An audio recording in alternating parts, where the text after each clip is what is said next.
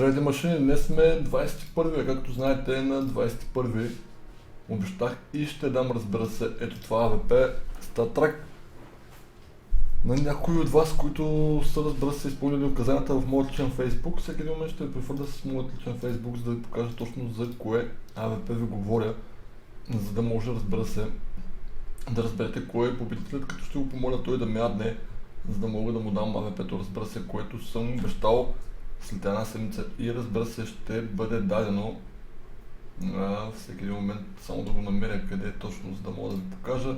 Префърлям ви към моят десктоп, за да може да изтеглим и победителят, както ще ви покажа и следващия giveaway. Говорим за точно ето това АВП. АВП Go to War Minimal Wear. Трябваше да лайкнете, да шарнете и да коментирате, разбира се, 103 човека.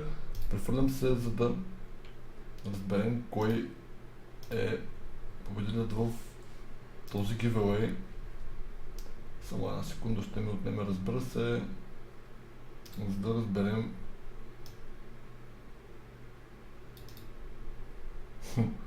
Тук обаче нещо се прецаква. Сега ще разберем. Само една секунда. Нещо се бъгва в самият сайт. Pick a winner.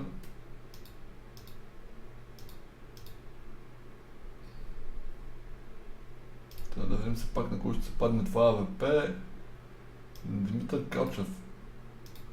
Отварям Facebook страницата, за да ви покажа кой е той. Ето го Димитър. Той е победителят за АВП-то, така че Димитър ще можеш да ме аднеш и да ти дам това АВП вече, което съм обещал. Говорим за това АВП Worm God Minimal Wear. Аз все пак ще ви покажа какъв ще е следващият giveaway и да, разбира се, отново същите условия.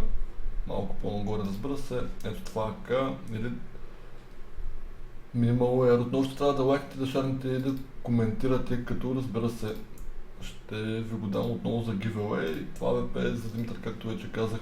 Ето го АК-то, за което става въпрос Minimal Wear. Отново ще бъде за някой от вас. Следете ме във Facebook, за да знаете кога съм на живо, кога се излучвам, разбира се, и ще има постоянно giveaway в моят личен Facebook. Това от мен, Янчо Сат, ще се видим отново съвсем скоро.